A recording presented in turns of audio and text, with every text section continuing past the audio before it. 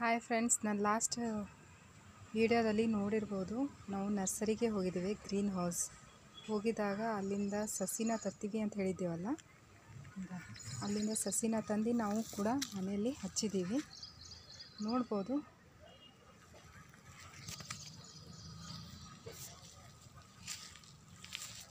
Tomato ಸಸಿ, ಇದು ಬದನೆಕಾಯಿ ಸಸಿ,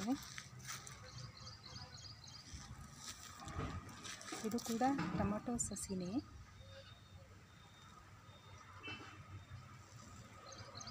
ನೀವು ಕೂಡ ಈ ಥರ ನರ್ಸರಿಯಿಂದ ತಂದು ಮನೆಯಲ್ಲಿ ಹಚ್ಚಿ ಬೆಳೆಸ್ಬೋದು. ಸಸಿನ ಮನೆಯಲ್ಲೇ ವೆಜಿಟೇಬಲ್ಸ್ ಬೆಳೆಸ್ಬೋದು.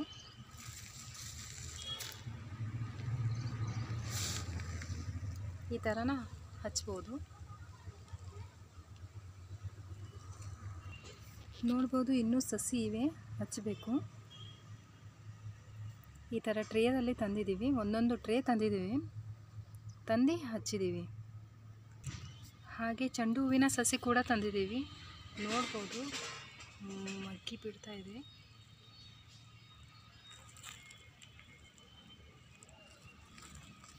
ಇದು ಕೂಡ ಒಂದು ಟ್ರೇ ತಂದು ಹಚ್ಚಿದ್ದೀವಿ. ಇದು ಫಸ್ಟಿಗೆ ಟ್ರಯಲ್ ಅಂಥೇಳಿ ತಂದಿದ್ದೀವಿ.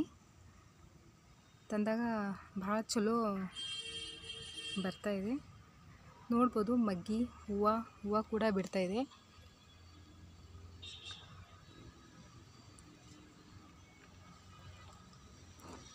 ಅದಕ್ಕೆ ಫ್ರೆಂಡ್ಸ್, ನೀವು ಕೂಡ ನರ್ಸರಿಯಿಂದ ತಂದು ಮನೆಯಲ್ಲಿ ಹಚ್ಚಬಹುದು ಈ ಥರ.